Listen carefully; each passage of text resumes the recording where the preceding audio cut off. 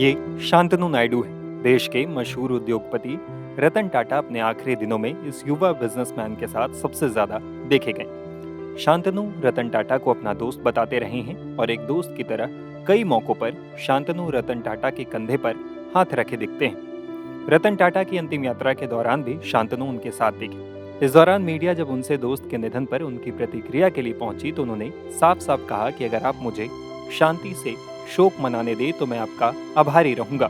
I would really appreciate it if you let me grieve peacefully. I would really appreciate it if you respected him. You would respect this also. बता दें कि शांतनु और रतन टाटा की दोस्ती लंबे समय से चर्चा में रही। देश के सबसे बड़े उद्योगपतियों में से एक रतन टाटा की उनसे करीब 50 साल छोटे नौजवान के साथ दोस्ती देखकर सब हैरान होते रहे हैं। हालांकि इस दोस्ती के पीछे एक दिलचस्प किस्सा भी है। 31 वर्षीय शांतनु एक उद्यमी और गुड फेलोज स्टार्टअप के संस्थापक भी हैं। वो मोटोपॉज जैसे मुहिम से भी दशकों से जुड़े रहे हैं। शांतनु नायडू ने रतन टाटा को काफी प्रभावित किया था। शांतनु अब रतन टाटा के ऑफिस में जनरल मैनेजर के पद पर काम करते हैं। साथ ही वो नए स्टार्टअप में निवेश को लेकर टाटा समूह को सलाह भी देते हैं। शांतनु एक सोशल मीडिया इन्फ्लुएंसर और लेखक भी हैं। दरअसल शांतनु और रतन टाटा की पहली मुलाकात साल 2014 में हुई थी। तब शांतनु टाटा एलेक्सी में डिजाइन इंजीनियर के तौर पर काम करते थे। पुणे में देर रात हाईवे से गुजरते समय शांतनु को सड़क पर कुत्तों के शव दिखाई देते थे, जिनकी तेज रफ्तार से चलने वाली गाड़ियों के नीचे आने से मौत हो जाती थी। वहां रोशनी कम होने की वजह से लोगों को सड़क पर मौजूद कुत्ते नहीं दिखते थे। इन घटनाओं ने शांतनु को बहुत परेशान किया और वो सोचने लगे कि आवारा कुत्तों की जान कैसे बचाई जा सकती है। उन्होंने इसके लिए एक प्लान तैयार किया। इसके बारे में उन्होंने एक इंटरव्यू में बताया था, चूंकि मैं एक ऑटोमोबाइल इंजीनियर था इसलिए मेरे मन में कुत्तों के लिए कॉलर बनाने का विचार आया, जिससे वे रात में स्ट्रीट लाइट के बिना भी दिखाई दे सकें। कई तरह की कोशिशों के बाद शांतनु ने एक डॉग कॉलर बनाया। कॉलर को बनाने के लिए शांतनु और उनके दोस्तों ने चंदा किया। शांतनु की मुहिम की वजह से कुत्तों के लिए बनाया गया रिफ्लेक्टिव कॉलर रात में उनकी जान बचाने लगा। इसकी जानकारी रतन टाटा तक पहुंची तो उन्होंने शांतनु को मिलने के लिए बुलाया। यहीं से दोनों की दोस्ती शुरू हो गई। शांतनु रतन टाटा के संपर्क में रहे और अक्सर उनसे सलाह और मार्गदर्शन लेते रहे। शांतनु कहते हैं, मैं उनके संपर्क में रहा और उनसे अलग अलग विषयों और मुद्दों पर बात करता रहा और हमारी दोस्ती बढ़ती गई। एक दिन मैंने टाटा को कॉर्नेल में MBA करने की अपनी योजना के बारे में बताया। जैसे ही मुझे कॉर्नेल में दाखिला मिला, मैंने टाटा को बताया कि मैं स्नातक होने के बाद टाटा ट्रस्ट में योगदान करने का अवसर तलाशने के लिए भारत लौटूंगा। जब शांतनु अपनी डिग्री लेकर वापस लौटे तो टाटा ने उन्हें अपने ऑफिस में शामिल होने के लिए कहा।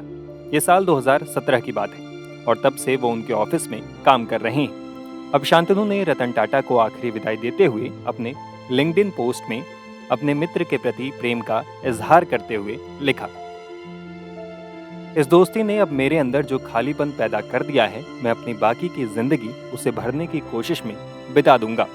प्यार के लिए दुख की कीमत चुकानी पड़ती है। अलविदा मेरे प्यारे लाइट हाउस। बता दें कि 31 साल के शांतनु ने सावित्रीबाई फूले पुणे विश्वविद्यालय से मैकेनिकल इंजीनियरिंग में ग्रेजुएशन किया है। इसके बाद उन्होंने साल 2016 में कॉर्नेल यूनिवर्सिटी से MBA किया। शांतनु नायडू अपने परिवार की 5वीं पीढ़ी हैं जो टाटा ग्रुप में काम कर रहे हैं। अगर बात शांतनु नायडू की संपत्ति की करें तो अलग अलग जगह इसे लेकर अलग अलग दावे किए गए हैं। कई मीडिया रिपोर्ट्स के अनुसार शांतनु नायडू की कुल संपत्ति 6 करोड़ रुपए के करीब है।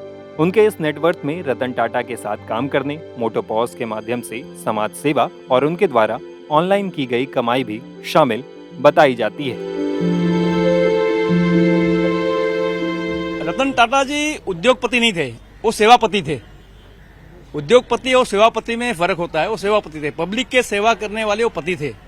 उद्योगपति तो बहुत है पूरे वर्ल्ड में, पूरे भारत में, लेकिन जिस प्रकार से इनका सेवा कार्य चलता था, टाटा मेमोरियल कैंसर हॉस्पिटल से लेकर अन्य अन्य चीजों में, अपना कमाया हुआ पैसा अपने लिए कुछ खुद नहीं रखना और पब्लिक में बांट देना, पब्लिक में सेवा करना, ऐसा महापुरुष भारत में न कभी हुआ था न कभी होगा, विश्व में नहीं होगा। आज एक 2 BHK फ्लैट में रहते थे रतन जी, 2 BHK फ्लैट में रहते थे। कितने बड़े बड़े आलीशान होटल, एम्पायर, लेकिन 2 BHK फ्लैट में उनका घर था। तो ये एक योगायोग होता है कि नाम ही रतन था और काम भी उन्होंने रतन ने जैसा किया। और भारत सरकार को इनके जीवित रहते थे इनको भारत रत्न का पुरस्कार देना चाहिए था, जो भारत सरकार की तरफ से गलती हुई है।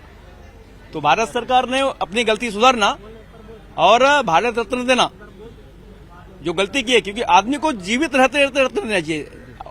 खेलने वालों को उन्होंने दिया, डांस करने वालों को उन्होंने दिया, लेकिन एक जो व्यक्ति है पूरे भारत में अपना पूरा पैसा भारत को लौटा दिया। इतनी सारी कंपनियां, हजारों के एम्प्लॉई, लाखों के एम्प्लॉई, लेकिन 1 रुपया भी जेब में नहीं, तो भी इसके फ्लैट में रहता है। तो बाकी इंडस्ट्रियल ने, बाकी नेताओं ने, बाकी मंत्रियों ने रतन टाटा जी से सीख लेनी चाहिए कि पब्लिक का पैसा पब्लिक को समर्पित होना चाहिए। सर, आपका शुभ नाम? शशिकांत पिसाल, अभी यही मुंबई के हैं? मुंबई के। हाँ, आप भी अंतिम दर्शन करने के लिए आए थे, क्या कहना चाहेंगे, किस तरीके का ये लॉस आप देख रहे हैं रतन टाटा? क्योंकि जब से उनके देहांत की खबर आई थी लग रहा था जैसे वक्त थम सा गया। भारत देश ने एक बहुत बड़ा एक रतन खोया है आज के दिन। मेरा तो उनसे कुछ ताल्लुकात नहीं है, तो भी मेरे को जैसे न्यूज मालूम पड़ा तो भागते दौड़ते कुर्ला चांदोली विधानसभा से मैं भागते इधर आया, तो देखा अंतिम यात्रा देखा, पर एकदम बोलते हो जैसे मेरे परिवार का कुछ सदस्य गया है, ऐसा मेरे को फील हो गया। मन भावुक हो गया। मन भावुक हो गया।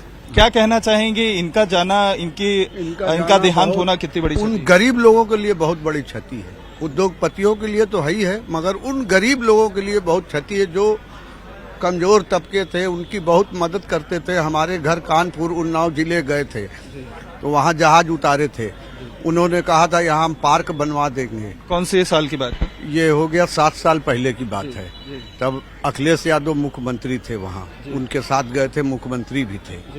तो उन्होंने कहा था यहाँ पार्क बहुत बड़ा बनाएंगे, 48 करोड़ रुपया आपको देंगे हम लोग। मगर विडम्बना ऐसी है कि फिर मुलाकातें नहीं हो पाई। जब आज रात 12 बजे सुने तब हवाई जहाज पकड़ के कानपुर से यहाँ पर अभी आए 2 बजे हम दिन में।